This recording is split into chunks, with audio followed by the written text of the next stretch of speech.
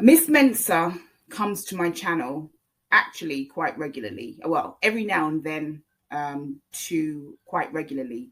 If you don't know who she is, she's somebody who's notoriously infamous on YouTube for having an alternative opinion of the Chris Watts case. Some of her opinions are that Chris Watts was a battered husband, and that Shanann was not a good mother. That's to put it mildly. And she has many other opinions that are not conventional and not the commercial opinion. And I don't agree with 90% of what Miss Mensa says. That does not mean that I can't have a civil conversation with her. She comes to my channel. If she's respectful to me, and she has been for the most part, sometimes we have clashes because our opinions are so different. But if she's respectful to me, then I'm respectful to her. I've only made one video or one podcast about her, criticizing her heavily, and that was a long time ago.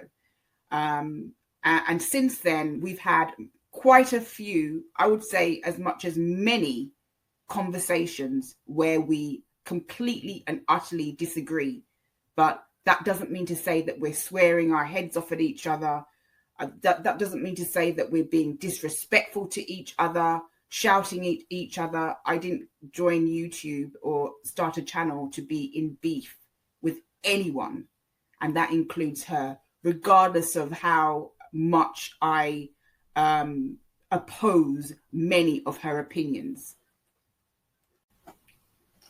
Now, she paid my channel a visit a few days ago, probably about 36 hours ago. And she was basically telling me, because I'd made a podcast about Kim Kaufman and how the Watts had used Miss Mensa's channel and then discarded her for Kim Kaufman, which I still believe, regardless of whether Miss Mensa wants to view it that way or not. But I believe that the Watts used Miss Mensa's channel to bash Shanann. And for some reason, her channel alone wasn't good enough for them. For whatever reason, they do this a lot. They've used people over the years and discarded those people when those people are no longer useful to them. Miss Mensa has made it clear that she wasn't discarded, that she stopped or decided to stop talking to Cindy because Cindy had been offered a lawyer pro bono. The Watts had been offered a lawyer pro bono to work on Chris Watts' case, and they had rejected that and taken up with Kim Kaufman. And as according to Miss Mensa, it was Jamie Watts, Chris Watts' sister, who decided that a lawyer wasn't good enough and that Kim Kaufman was going to be a voice for them. And I just think it doesn't really matter whether it was Jamie's idea to get Kim Kaufman, to get that channel up and running, or it was the Watts idea, or if it was her parents. It doesn't matter. They still used Kim Kaufman's channel to bash Shanann, and then they stopped using Miss Mensa's channel. And narcissists who discard, they can always hoover people in again. So they can always go back to Miss Mensa. But I do believe that they had discarded Miss Mensa for Kim Kaufman for the period of time that she was on YouTube. Now, Miss Mensa had written quite a few long comments under an old video that I'd put out about Kim Kaufman. They've disappeared. I didn't delete her comments. I rarely delete her comments. And I don't know if YouTube removed them, because comments just seem to disappear a lot on my channel. I don't know why. And it happens on other people's channels too. But I didn't delete Miss Mensa's comments. I don't know if she deleted them. But she was claiming, I was going to read both of her comments, but they're too long for me to sit down here and read. And I just can't be bothered to do that. But what I will say, the content of some of the comments that she wrote me. She says her channel was up for a while before the Watts contacted her. They sent me chocolate-covered strawberries to say thank you for videos that I put up. That's love bombing as far as I'm concerned. Now, just because someone sends you chocolate covered strawberries doesn't necessarily mean they're love bombing you. But from what I know of the Watts and my perspective of them and the things that they've come out and said, I believe that Miss Mensa was love bombed, and that explains why they sent her chocolate covered strawberries, because Miss Mensa was saying exactly what the Watts wanted to hear. And that's why they used her channel. And for some reason, after a while, her channel wasn't good enough for them. And let me just say this. Miss Mensa claims that she's had many conversations with Cindy Watts on the phone, and that apparently Shanann confided so much information to Cindy Watts. This seems to be the carrot that's been dangled. The carrot that's been dangled is that Shanann told and confided many secrets to Cindy Watts. And Cindy Watts is just such a wonderful person for not revealing these secrets. Give me a break. I don't believe anything that comes out of Cindy Watts' mouth in regard to Shanann. Okay? So that's just a carrot that's been dangled as far as I'm concerned. The fact of the matter is her golden boy is not leaving prison in terms of being released. He could escape or he could die, but he's never going to be released from prison. So it doesn't matter what she has to say about Shanann. It's not going to change his status as an inmate, okay? Unless he escapes or something else happens. But the authorities that be are not going to release Chris Watts. So I don't care about this big idea or this big secret that apparently Cindy Watts is keeping to herself because she's so kind. And Miss Mensa also claims that there's been a hate campaign against the Watts. Give me a break. Give me another break. Have you seen what's happening to Brian Laundrie's family?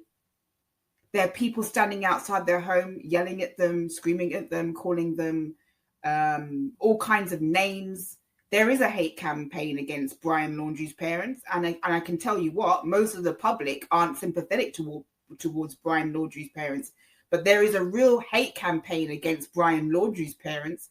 I've never seen any hate campaign against the Watts. I've never seen any hate campaign against Cindy Watts. I've seen and heard people criticize her, and rightly so. They've criticized Cindy Watts because of the damning things that she said about Shanann, because of the nasty things she said about Shanann, because of the lack of empathy she has shown about Shanann. But there has never been any hate campaign towards the Watts. Only criticism, and criticism which is fully deserved. I've never seen anyone standing outside the Watts house yelling or screaming at them at least in the magnitude that the Laundrie family are going through right now. And very few people have sympathy with the Laundries either. So I understand that. There's a hate campaign against the Laundries. I've never seen any hate campaign against the Watts ever. I've never seen multiple channels on YouTube slagging the Watts off, only criticizing them because they deserve the criticism they've got for how they have shown a lack of empathy towards Shanann and their grandchildren.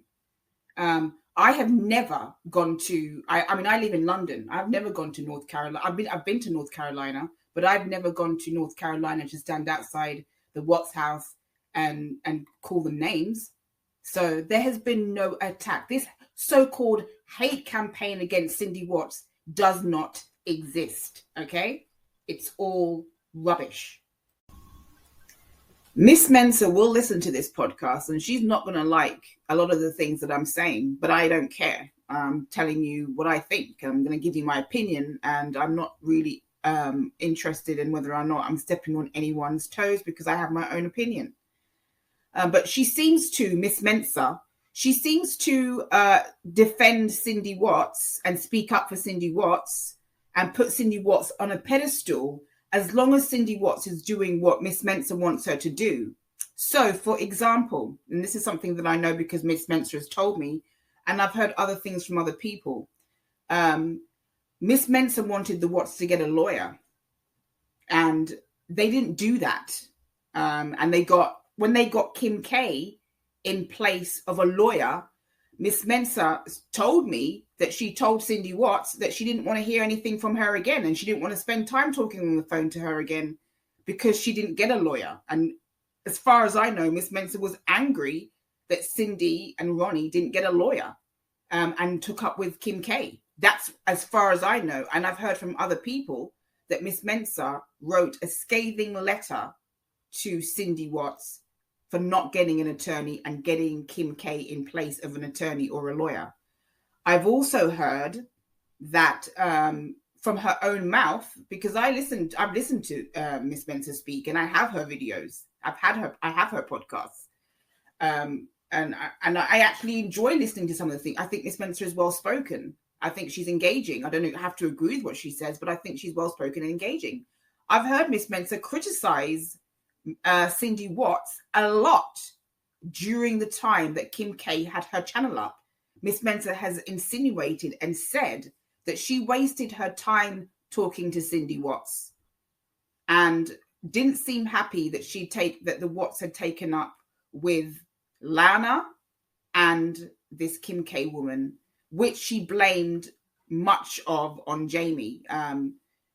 Miss Mensa seems to claim, or seems to assert, that Jamie Watts is the one who basically hired or hooked up with Lana and Kim K, and that it's Jamie Watts who's connected to all the social media sites. Whether she is or not, I don't know. I don't know anything about Jamie, but I do know that regardless of whether it was Jamie's idea to have that Kim K channel or the Watts themselves, meaning Cindy and Ronnie, doesn't excuse that they used her channel to bash Shanann. It's as simple as that. So I do think that there is a little bit of, do as I want you to do, and I'll speak up for you. Don't do as I want you to do, and you're going to get another side to me, because I have heard a lot of criticism of the Watts, and particularly Cindy Watts, during the time that Kim K's channel was up, right from Miss Mensa's mouth. Miss Mensa has said she wasted time talking to Cindy Watts, that she shouldn't have had empathy for Cindy Watts, that the Watts had lost their credibility. I have the footage. I have the recordings of Miss Mensa actually saying these things. So it seems to me that she will defend the Watts when it suits her purpose, but if they don't do as she wants them to do, then it's another story. But now she's definitely gone back to defending them since the Kim K channel, went. She's gone back to defending them. But I mean, I don't think that the Watts really care about Miss Mensa. I think they care about their image, and I think they care about wanting to get Chris Watts out of prison, which is not going to happen. But I mean, they only used Miss Mensa for the time that she was useful to them. And obviously, what she was saying still wasn't enough, because Miss Mensa has always sided with the Watts family, with the exception of the short time she spent criticizing the Watts family when Kim K's channel was up. And I have evidence and proof of those criticisms because I listened to her. And this is not me bashing Miss Mensa. Miss Mensa and I do agree on a few things. I do agree. I mean, me and Miss Mensa both agree that Nicole Kessinger has been a victim of, hate speech. We both agree on that. At least for now. She could change her mind on that in a few years' time. But we both agree that, Miss Mensa, and I do agree that Nicole Kessinger has been a victim of hate speech, and that she probably had nothing to do with it, the actual crime itself, in terms of, physically. So, I do agree with some of the things that Miss Mensa says, but most of it she states as fact. She states so many things as fact without any proof, like saying that Shanann had Munchausen by proxy. No evidence of that. That Shanann wasn't allowed to be alone with her children. There's no evidence of that. That Shanann, was doping her children. There's no evidence of these things. So, it just seems to me that Miss Mensa will defend the Watts when it suits her purpose. And if they don't do what she wants them to do, they didn't get the lawyer that she wanted them to get. They took up with Kim Kaufman and said, and then she'll turn. She can easily turn in an instant. So there just seems to be, there's definitely love bombing in all of this.